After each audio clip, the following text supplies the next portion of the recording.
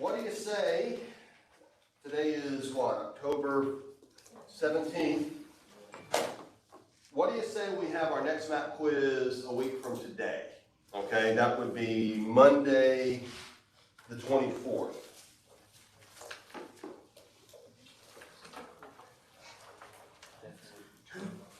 So that gets another map quiz out of the way, and this map quiz will be on Africa.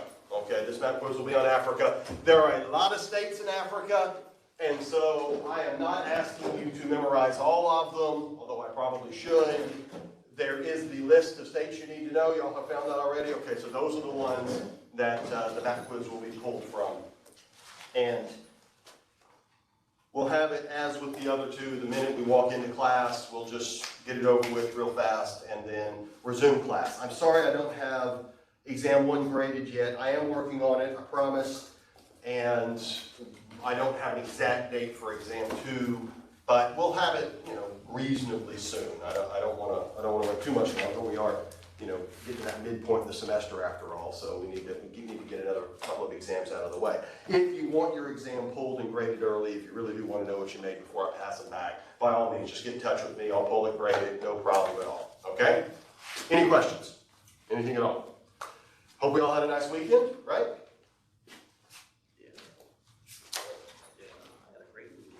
A great weekend, yeah.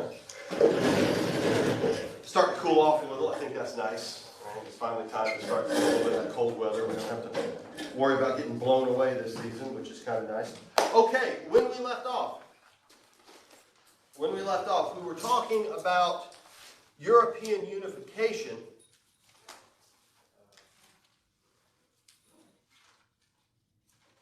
And the European Union is a modern way to perhaps bring Europe together into some form of unified status.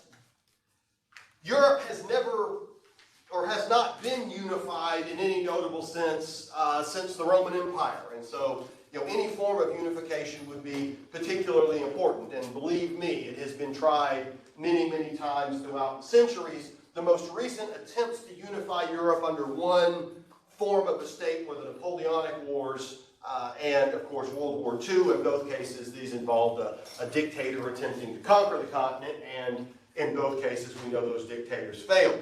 Will the European Union succeed? Well, the European Union has existed since 1949, so it's hung in there for a little over 70 years, and it is not one central government that controls the land mass of Central and Western Europe or beyond, as had been the case with Rome. It is sort of a quasi-unification. Each state, of course, remains sovereign within the European Union, but instead they cooperate in a lot of ways that matter to all of them. For example, there is the rail network, which is becoming more and more unified. The trains follow a certain standard. You can buy a ticket in Barcelona and head over to Berlin. Lickety-split, the train doesn't even stop at the border.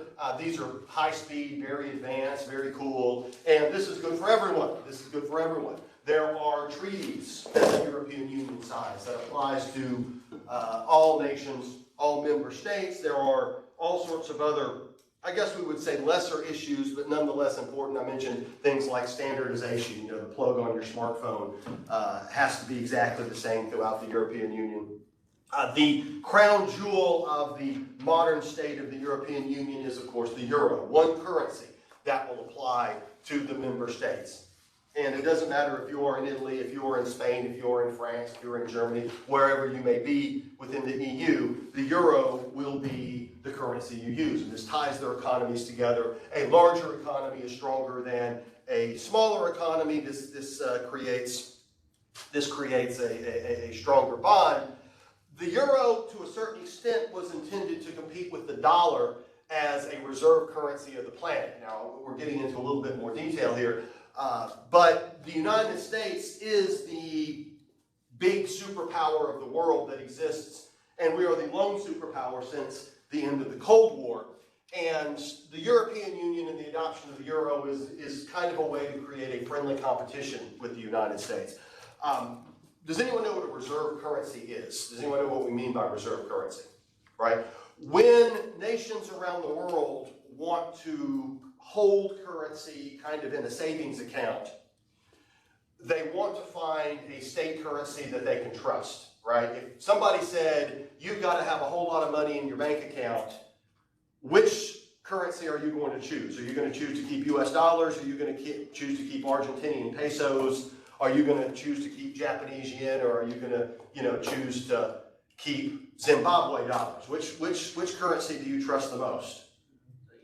The US dollar, right? Now, I'm not saying the US dollar is perfect, but it is definitely the cleanest of the dirty shirts. If you have to have a bank account with cash in it, you would much rather have a bank account with American dollars in it than with Argentinian pesos, because the value of the dollar tends to stay more stable, and the United States is a much stronger, more stable nation than these weaker states. And so that's what a world reserve currency is, and there's classifications for this, but in fact there are only 6 currencies in the world that I'm aware of that are considered strong enough to be held as reserve currencies. But the US dollar is by far the most dominant. What they were trying to do is create a European version that nations will hold that will, of course, make the European economy stronger as a result.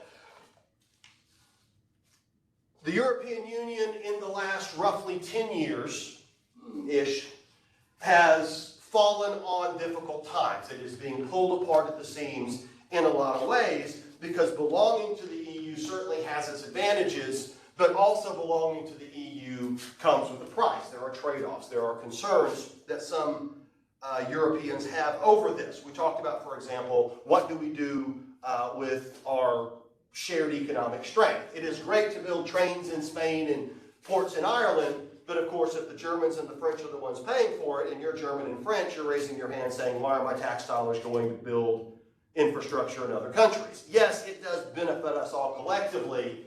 That being said, I'm not necessarily seeing that benefit in my community or in my bank account. Y'all can understand that, right? If the European Union engages in a trade agreement, and these get really complex, folks, that is very good for one state, but ends up harming another, you can understand why there might be some salty feelings over that, right? The Italians are benefiting from a trade agreement, but we Belgians are having to kind of pay the price. And if we all belong to one state, well, that's just kind of how things go, right? And the United States engages in trade agreements that help one state at the expense of others. That's just kind of how it goes. But when each nation has sovereignty, these things start to be questioned. There are environmental regulations that some states feel like they benefit from, and some states feel like they are harmed by. Now, we're all environmentalists in one way or another. We all want to see the oceans clean and the air pure, yet at the same time, when the European Union passes a rule that requires one state to follow a set of rules that hurts its economy, but other states aren't really affected by it, you can understand why that is a problem. There is one issue in more recent years that is certainly controversial. I'll try to keep my opinion on it as muted as possible, but there is a lot of turmoil that is happening. Yeah, there you go. There's a lot of turmoil that is happening in the Middle East, that is happening in North Africa, that's happening in other parts of the world.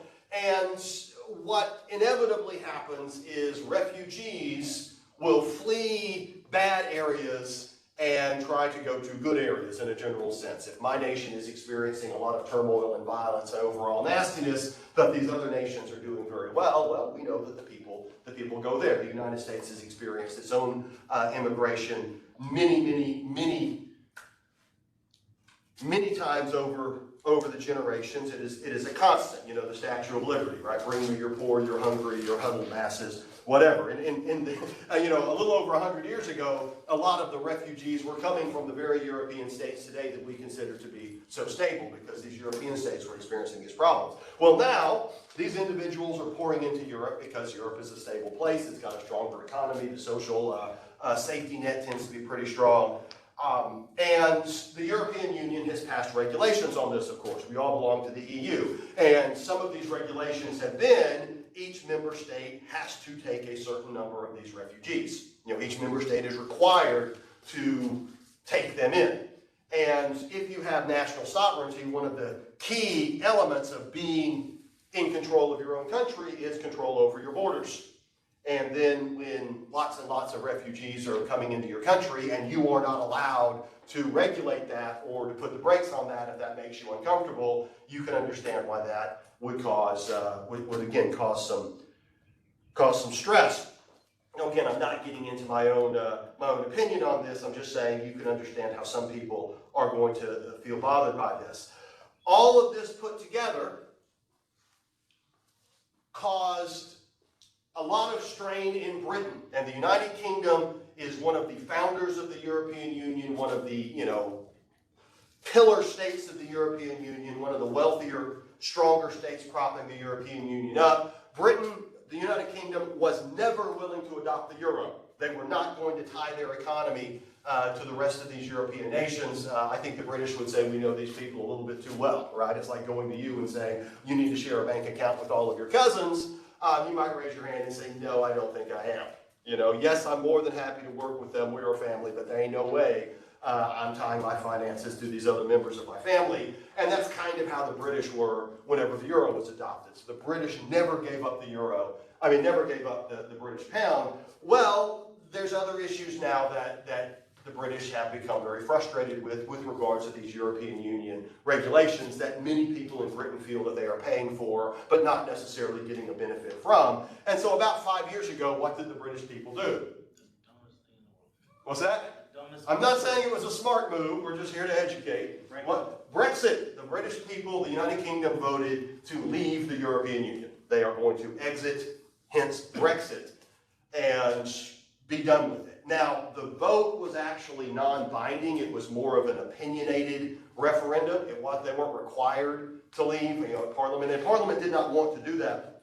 And so even though they have officially declared that they will be leaving the European Union, it's been something like 6 years now, and Britain is still actually part of the European Union because they have not officially Brexited. But this has caused all sorts of unintended consequences because, you see, if you leave the European Union, then all of a sudden goods can't flow into Britain seamlessly as they were before. And so suddenly British ports get clogged as, customs people now suddenly have to go through all of the boxes. And of course, British goods going into the continent now can't flow in seamlessly because Britain's not part of the EU anymore. That's just an example of how this is a double-edged sword. The working classes, sort of the blue-collar folks, in the United Kingdom tended to be more for Brexit, and the white-collar, dare we say, more educated folks in Britain tended to be against it.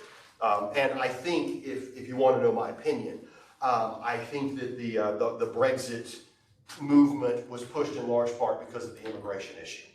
These people are coming for our jobs, and we don't want them here, and there's a little bit of bigotry associated with that, as you can probably see.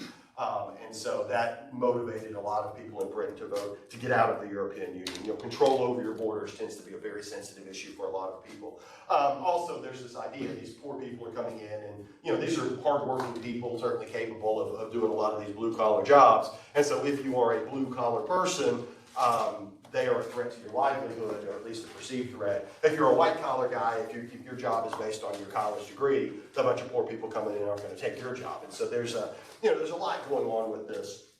I encourage you to study it on your own. There are those that think that the European Union ultimately will not succeed. There are people who think that the European Union is a pie in the sky. Either you have to become one nation or you have to be fully sovereign.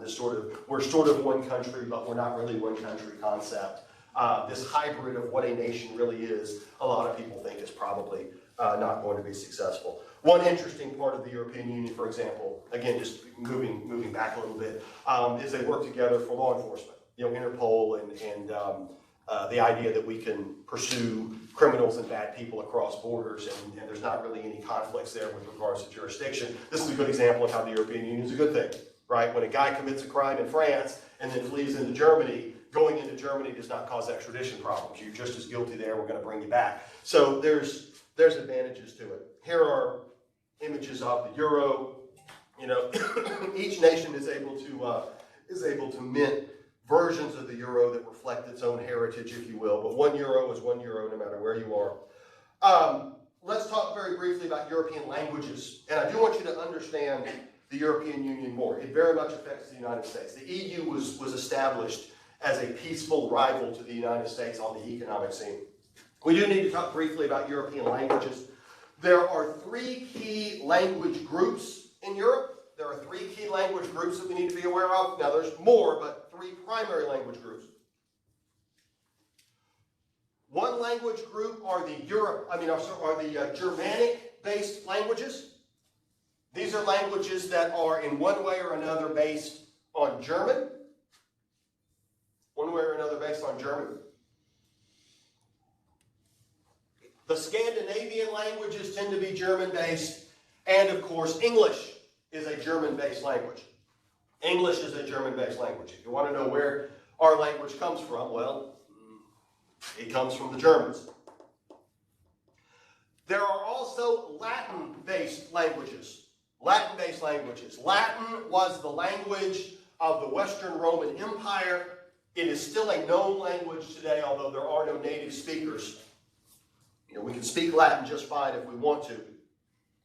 When the Roman Empire fell, the people in Western Europe, of course, didn't start speaking another language, and Latin evolved into Italian, Spanish, Portuguese, French, Hungarian, and this is why these languages are so similar. This is why if you are a native Spanish speaker, learning French really isn't all that hard.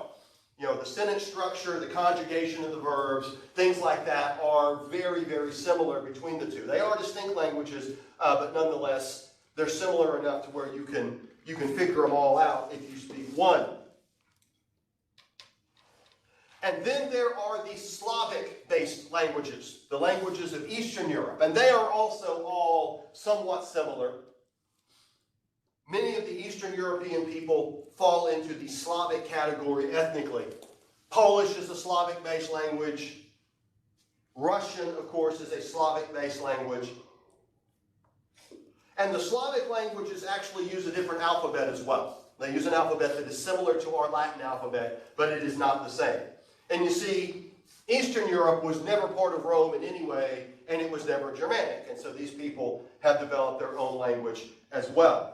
The alphabet that's used by the Slavic languages is known as the Cyrillic alphabet. It's known as the Cyrillic alphabet. Now, there's a couple of points about this that we need to understand.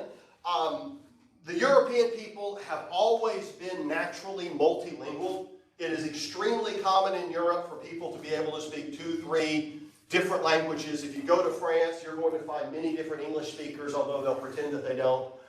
If you go to France, you'll find lots of Spanish speakers. If you go to a nation like Austria, they are taught multiple languages from primary school all the way up. And this is because they have to interact with each other so much. European nations really aren't that large geographically, at least in the central and western parts of the continent. And there's so much traveling, there's so much communication, there's so much trade. The European Union, is the example we're giving here, that it is extremely common for them to learn each other's languages. It's not universal, but it's generally pretty common. And the most important language of all of these, in terms of the one that just about every multilingual person in Europe is going to speak, is going to be, of course, English. Is going to be English. If the French or the Spanish or the Italians learn a second language, most of the time that second language is English. And then if they learn another language, they learn another one on top of that. I was in Austria in 1995. It's been a while, but I was there. And walking around the streets of Vienna, I had absolutely no problem communicating in English. Every native Austrian in Vienna, for the most part, spoke English, at least on a conversational level. It was just something that they all learned. And I asked one of them, it seems like everybody here, and Austria is a German nation. Austria is Germanic. They speak German ethnically. And I even asked a couple of them, I said, y'all seem to speak English so well, and first of all, y'all, what does y'all mean? They said, look, we're taught English from, the time we're in first grade. Every Austrian in school is taught, some level of English, because they're just going to interact with English speakers. They just know that they will. The same is true in Switzerland, for example. In Switzerland, you'll find people that speak, they'll speak German, of course, but they'll also speak French. They'll also speak English. It's just part of the game. Now, about that, we need to have a very brief conversation about this language that we speak called English. English is a Germanic-based language. Its roots are in a very, very early form of German that dates back to ancient Rome. That being said, When the Germans moved on to what we call the British Isles, they ran into people that spoke the native language that was, the English speakers. And of course, Britain has interacted so much and had so much immigration from France that they've also picked up, that English has also picked up an awful lot of Latin. And so English really is very much a Franken language. It has a Germanic base with many, many, many Latin roots and even some elements of the language that was spoken before any of these other people showed up. It is thus very, very illogical, ridiculously difficult to learn if you are not a native speaker. And if any language is going to become the most important language for anyone to speak around the world, English is about the worst choice we could come up with. Okay, and English is sort of the dominant language of the world today because the British Empire was so massive for so long, and America is such an important state today. Any airport in the world is going to have signs in English. Let's just put it that way. It's the most common, by far, second language for anyone around the world to learn, and it is crazy hard if you are not a native speaker. And when you talk to people who have learned English as a second language, all they do is tell us how ridiculously stupid our language is. Nothing makes sense. We don't have any rules. We don't have any rules. That's exactly right. Learning English is more or less brute memorization because the rules of how we structure our sentences, the rules in terms of how we conjugate our verbs, the rules in terms of what words mean, have so many exceptions, those rules might as well not exist. Okay? One of the most frustrating parts of the English language is the fact that we have the same word for many different things that are completely unrelated to each other. You start a letter by saying, dear John, how are you doing? And then you can also go out in the woods and shoot a deer when it's hunting season, right? I mean, there's so many different words that the only way you know what that person is saying is to understand the context. Remember, if you're not native into the context, you have no idea what the heck these people are talking about.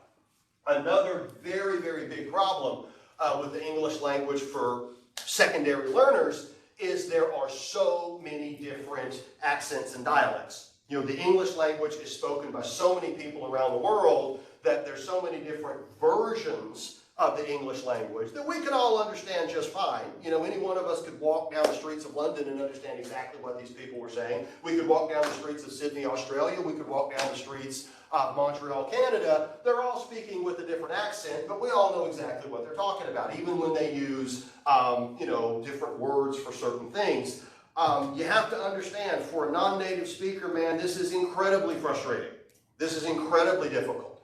So, what am I saying? There is a form of English that you speak and you understand perfectly well, and it is called Standard English. Okay, it is the kind of English where we pronounce the words properly, we structure the sentences properly, and we don't use words like y'all, ain't, and yonder. Okay? Then there is the version of English that we speak as a result of where we live and hanging out with our friends and the dialects and accents that we use because we were in Mississippi. Okay? You speak both. Okay? You speak both and you understand both. And if you don't believe me, turn on the news tonight. Okay? Turn on WLOX tonight and you will hear newscasters speaking in standard English. I can assure you, those people do not speak standard English when they go home to their family. It is particularly important when you run into somebody who is not a native speaker that you speak standard English. Okay, do not speak Mississippi English, all right? Because if you go and you talk to them like you're from Mississippi and you say, all right, come on over here, we're going to go out yonder and check that out. Now, where are you from? You're from Venezuela. Well, what do you know? I'm from Biloxi. He isn't going to understand what the hell you're saying, okay? And you're the problem, not him. It's not because he hadn't studied enough. It's because you're refusing to speak English in a way that he understands, okay? So please, pretty please, recognize how crazy difficult it is for them to understand you, even under the best of circumstances, right? And don't talk like you're from Mississippi unless you're talking to somebody from Mississippi, right? What is code shifting? And we talk about this in sociology class. What is code shifting? It's where you switch, like how you talk or what you say based on who You you switch your language, you switch your demeanor, you switch your behavior to adjust to the situation that you are in, okay? If you are going on a job interview, what you're going to do is dress properly, right? You're going to look them in the eye, you're going to shake hands, you're going to speak standard English, you're going to be on your best behavior, right? If you're hanging out with your friends watching football on Saturday, you're behaving very differently than you did in that job interview, aren't you? Right? People who understand this and have the maturity to code shift when it's appropriate to code shift are the people who will be more successful than those that don't. Because if you walk into a job interview acting like you're watching football on Saturday, they're not going to be much impressed, are they? Because you need to be able to present yourself in a professional manner and have a professional demeanor. And that can be, believe it or not, a challenge for some people who have never actually been taught that. One of the interesting characteristics that I find with my students is a student will come up to me, for example, and say something like, "Do you have my grade?" And I'll say, "Yeah, sure I do. What's your name?" And what do you think they immediately say? "My name's Bill." Now, what's the problem there? I have no idea who you are. I just asked you a direct question, and you did not give me a workable answer, right? Now, what are you supposed to say your name is? "My name is William Jones," right? Because how am I going to look you up if I just heard Bill? So an example of code shifting is when you say to yourself, what does this person actually need to know? And that's what I'm going to communicate to them. You see what I'm saying? And so I get emails from students, and the email will say, "What did I make on the last test?" And I mean, that's the email right there. No introduction, no name, no what class they're in, nothing else. I don't fault these students for not understanding that, but you're not going to get the job that you're applying for if you don't need to say, "Dr. Smith, my name is, William Jones. Would you please tell me what was in, what I made on my last test? I'm in your geography 1113 that meets Monday and Wednesday at 9 o'clock. That's the information I need to know, right? So learn how to do that. Learn how to speak properly when it's time to speak properly. Learn how to communicate in a way that enables the other person to understand what you're saying. Understand that the way you talk at home is definitely not the way you're supposed to talk at work. And always be sympathetic toward people who are not going to be able to communicate with you the way you communicate with your friends and family. And that, for example, people who spoke English as a second language. Or people from somewhere outside of Mississippi, because they all talk funny as far as I'm concerned, right? All I want to do is make fun of the people up north because they don't understand. Or general Midwestern. What's that? Flat general Midwestern. Flat general Midwestern, that's right. And you are capable of speaking flat general Midwestern. Absolutely you can. Newscaster's voice. What's that? Newscaster. Yeah, talk like a newscaster, right? Don't do it at home. Do it in a professional context. Always do it in a professional context. It will be good for you. All right. Let's talk about a few European states. Let's talk about a few European states while we still have time. We will definitely not get to all of them, but we do need to talk about a few, and I will expect you to look up the rest. Oh, one more thing. Sorry. We're not to European states just yet. One more aspect that I want to talk about. I want to talk about modern European life. I want to talk about the modern European standard of living and quality of life. There is, first of all, a distinction that exists in the general economic strength and quality of life between Western Europe and Eastern Europe. And that is because for centuries, Eastern Europe was economically less developed than the West. The wealthiest, most powerful nations in the world were the nations of Western Europe all the way well into the 20th century. Eastern European nations were just not as far along, for lack of a better description, so they've always had a lower standard of living. What do I mean by this? Less per capita income, less literacy, worse infrastructure, things of that nature. And then after World War II, Eastern Europe fell on the communist side of the Cold War. And communism does not produce the quality of life that we find under a free market economy. It's just that simple. Communist nations could never deliver the kind of economic prosperity that you're going to find in nations like the United States. here we are driving around in modern cars with everything we want in the supermarket, and all of that. And over in, communist Russia, they were waiting in long lines for toilet paper, right? That's the basic gist of communism.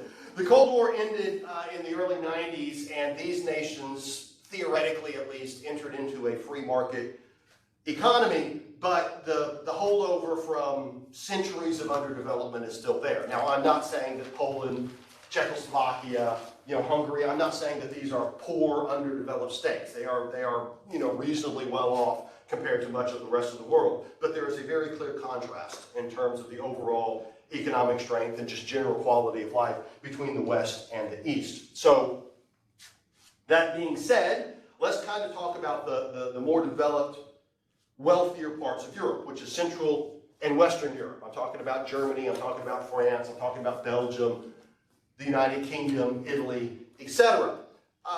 First of all, they do, we will say in a very general sense, live as well as we live in the United States. These are first-tier developed nations. They have modern economies, they have modern infrastructure, modern medical care, modern amenities. The middle and upper middle classes in Western Europe are on the same page for the most part as the middle and upper classes that we would associate with the United States. That being said, their lifestyle does tend to be rather different. What do you think is the most notable contrast between living a middle, upper middle class life in Europe as opposed to living that in the United States? And geography is everything.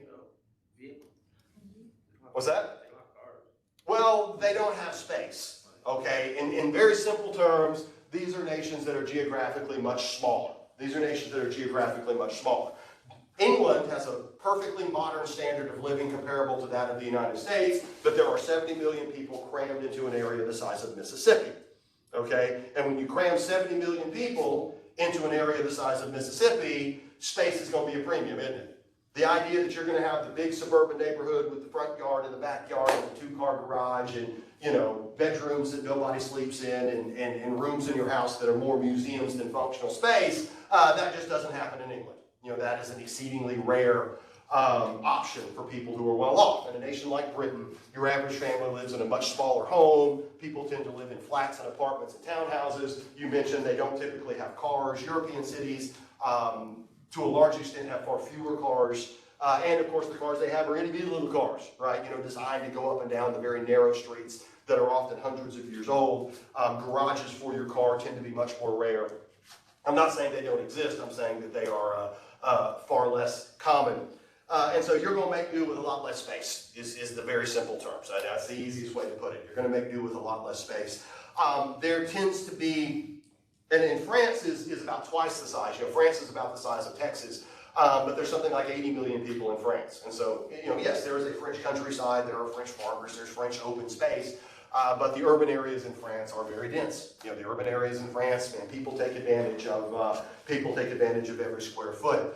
European cities, and this is obviously an advantage if you ask me, but European cities in one way have adjusted to this space issue by developing very modern urban transportation. Again, you don't need a car to live in these cities. There's buses and trains and subways that are all very well maintained, very high priority in terms of accessibility and price. You can go anywhere in these cities by hopping on a bus, hopping on a train. It's cheap, it's fast. You really don't need a car in many, many European cities. It's just not necessarily something that's important. They use a lot of bikes, lots and lots of bicycles in many European cities. So the Netherlands and Belgium, Denmark, man, everybody rides a bike. Everybody rides a bike everywhere. And they love it. And needless to say, that's actually healthy in the big picture, right? People should do more of it. They find it absurd that Americans drive around in our gigantic cars. They go to American cities and people are, the big mom wagons and the giant SUVs, fully empty. I mean, one person driving, a gigantic vehicle with all this space in it, burning huge amounts of gasoline and, parking it in our giant garages. They consider that to be tremendously wasteful, which of course it is, right? It's true. It's true. You don't see pickup trucks on the streets of European cities. They're extremely rare for anyone to own a pickup truck in Europe, right? That is a commercial vehicle. They think it's ridiculous that people would actually buy a pickup truck for personal use. I mean, why on earth would they do that? And over here in Mississippi, I'm pretty sure you get your citizenship revoked if you don't own a pickup truck And it's gotta be gigantic too. It's gotta be way bigger than anything you need. With stickers on it, right? Some sort of, stickers designed to insult other people. They gotta be stickers deliberately designed to insult other drivers that think differently than you. If you don't have a truck like that in Mississippi, you don't belong. I mean, can we all agree on that, right? I like laughing at them. What's I that? like laughing at them. I like being behind someone going, I'm better than you. Yeah, I'm better than you, and I want you to know it. Right. It's like, no, I feel better. I'm better than you, right? The last thing we all need to do is respect each other for our differences, right? We need to insult each other for being dumber than me. That's how society should be built. Anyway,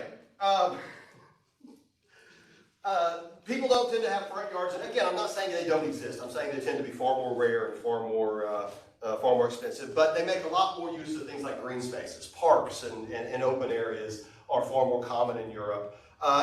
Studies have actually shown that neighborhoods like this are actually more cohesive, that people tend to be less stressed and more happy because they know their neighbors better, and they share space together, and they have to work together, and it creates a social discipline where we all understand, we've got this one little park, and we've all got to share it.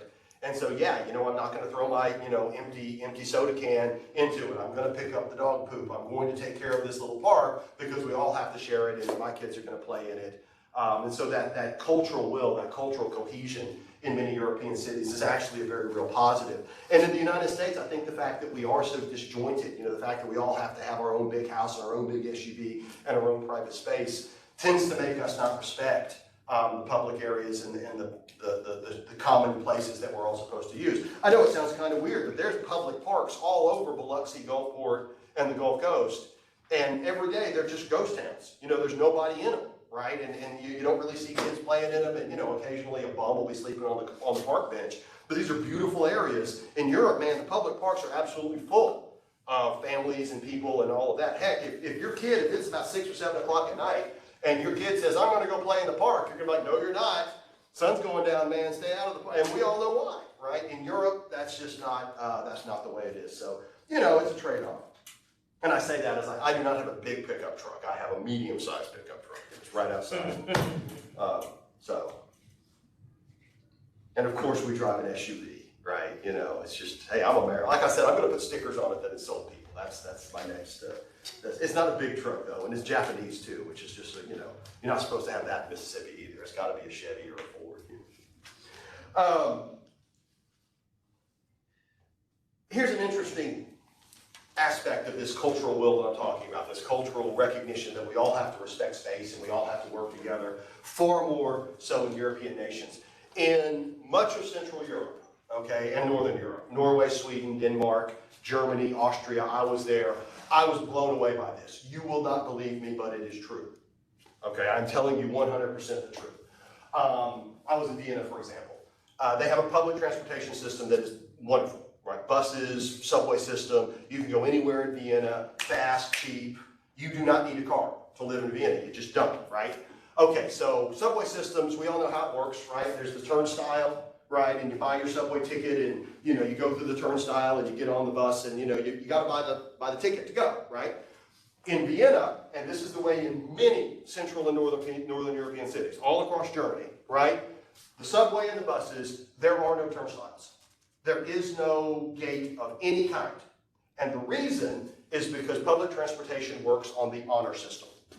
You are just expected to buy your subway ticket, and you are expected to follow the rules. And everybody does. Everybody buys the subway ticket. Everybody's got them. Everybody recognizes, I gotta buy the ticket to pay for the system, right? They go, we wouldn't have this system if you don't get checked, nobody bothers you, you just buy your subway ticket and get on. Now, what would happen if the New York City subway system went on the honors? And nobody would, right? I mean, it would be absolute chaos, right? It's all we can do to get people to, not jump the turnstiles in most of the places. So there is a certain degree of cultural will that goes into it. The society just has to say, we're going to work together on this. I couldn't believe it, right? I could not believe it. I'm like, where do you go through it? And they go, you just get on. And I'm like, yeah, but who checks my ticket? Nobody checks your ticket. Just go on. You bought one, I want to live here. Who wouldn't want to live in a society where people voluntarily follow the rules, right? Most Americans would not. Yeah. Oh, I was going to say, Americans, we won't do that. And so I think that we Yeah. Where it's like, the individual is supreme over. You know, we're arguing over how many guns we're allowed to bring on the subway. Okay, that's the big debate for us, okay? And they're doing it by the honor system. And I asked somebody, do they check your ticket? Are there people that actually check? Because surely there's got to be cheaters. There's got to be cheaters. And the guy said, yeah, he said there are checkers. He said if you ride every day for a month, you might run into 1 or 2 times when somebody comes through from the system and asks everyone to show their ticket. But he said it's actually rather rare and, you know, it's really not a big deal. He said, you know, I've never seen anyone ever cheat. And I asked a couple of different, like, people in Vienna. They're like, oh, no, nobody ever cheats. They're like, no, it's not a... Now, I would never cheat the subway. Why would anyone do something like that? Blows my mind. Anyway, now let's talk about some states. Now let's talk about some European nations. They love their cities. You know, because these cities are frequently so old. They have this, you know, beautiful architecture. They're structured very differently. They don't tear things down and rebuild new. They renovate and they take care of the historic buildings. These European cities are gorgeous in terms of their walkability and their architecture because you see fountains and statues and grand old buildings just kind of everywhere. They look so different. Let's talk about Germany. And why not put an Oompa Loompa band if we're going to talk about the German, you know, the men in the lederhosen, right? It is important to understand that Germany is as much a cultural definition as it is a definition of a nation, okay, definition of a nation. It is probably more accurate when we talk about Germany to simply talk about the Germanic people, Germany was never part of Rome, okay? The German people were never in any significant way part of the Roman Empire. Instead, they liked, you know, attacking and raiding the Romans. Some German cities even celebrate their bringing down of Rome. There's even festivals today on how we defeated the Romans. I'm not making that up. And through much of European history, Germany consisted of a hodgepodge. Oh, hey, there we go. Yeah, Germany. Yep, I can have some of that. I think I'll move there.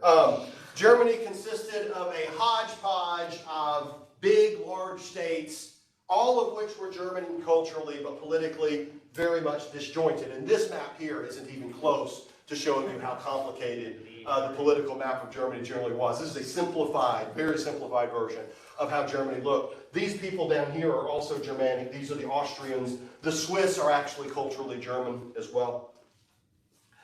Germany unified into one nation in 1871. Germany unified into one nation in 1871. Became an empire ruled by a man known as the Kaiser, the emperor. And they didn't get conquered by the Romans, they just took all their titles. Yeah, they took all. I know. It's funny that the German emperor was called a Caesar. I know. It's just, it's. They really needed to think through that a little bit more. Understand soft power. That's what Yeah. Anyway, the German Empire became very wealthy economically, certainly compared to other European states. By 1900, Germany was the most industrialized nation in Europe, second most industrialized in the world for that matter, next to us.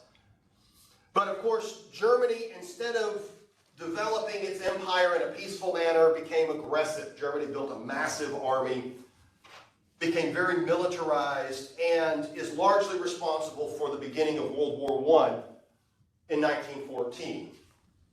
Now, the Austro-Hungarian Empire had their role in it as well, and a big chunk of the Austro-Hungarian Empire was Germanic, if not politically part of Germany. Of course, Germany lost World War I, and the empire dissolved. Germany got aggressive again. Here is Germany after losing World War I. Germany got aggressive again in the 1930s, this time under the leadership of the Nazi Party, which we call the National Socialists or the Nazis. And we all know who the leader of the Nazis was.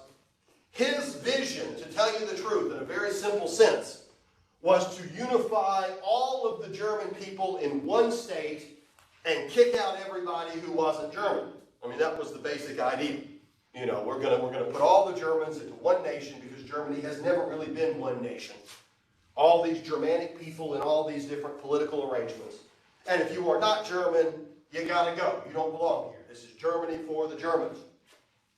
And of course, old Adolf and his followers were exceptionally racist and bigoted, arguing that Germanic culture was superior. Germanic culture had, always been more cultured, more literate, more wealthy, more better in every way. And thus, non-Germans do not belong here, and it is Germany's destiny to sort of dominate Europe, if not the globe. And in 1939, he attempted to conquer the rest of Europe, so Europe could be ruled by this dominant European empire, German empire, that is. And we know Germany lost World War II as well. Germany was defeated in World War II, but not after causing an awful lot of damage. What do we do with Germany after launching 2 aggressive wars in as many generations? After World War II, Germany was divided. Germany was once again split up. And this was largely as a result of the Cold War. Oh, dang it. This was largely a result of the Cold War. The Germans had invaded the Soviet Union, i.e. Russia, close enough. Somewhere in the neighborhood of 20 million Russians died as a result of World War II.